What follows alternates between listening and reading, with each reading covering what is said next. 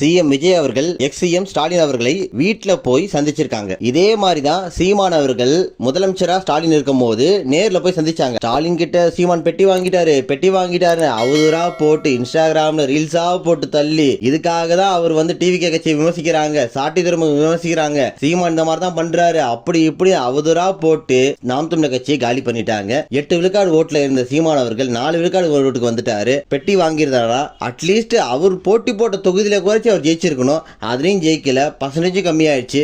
மக்கள் கொஞ்சமா சிந்திங்க, உண்மையிலேயே பெட்டி வாங்கினாரா இல்லையா, இது அவதூறு பரப்புறாங்களா, எதுவுமே தெரிஞ்சுக்காம மக்கள் சீமான் அவர்களை புறக்கணிச்சிட்டாங்க.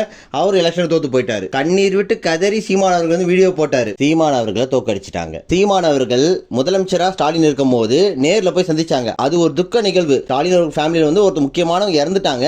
அதனால நேர்ல போய் சந்திச்சு துக்கம் விசாரிச்சாரு. எதுக்காக சீமான் அவர்கள் நேர்ல போனாங்க அப்படின்னா, சீமானோட அப்பா இறந்திருக்கும் போது ஸ்டாலின் அவர்கள் போன்ல பேசி விசாரிச்சாரு.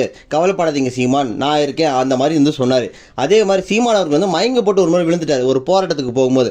அப்பயும் சீமான் அவர்களுக்கு போன் பண்ணி, என்ன சீமான் இப்படி சாப்பிடாம போயிட்டீங்க, அந்த அளவுக்கு ஸ்டாலின் அவர்கள் சீமான் அவர்களை விசாரிச்சாங்க. அந்த ஒரு காரணத்துக்காக தான் சீமான் அவர்கள் நேரில் போனாங்க. இதை புரிஞ்சிக்காத மக்கள் வெறும் இன்ஸ்டாகிராம் ரீல்ஸை பார்த்து உங்களோட கருத்துக்களை கமெண்ட் பண்ணுங்க, சப்ஸ்கிரைப் பண்ணுங்க.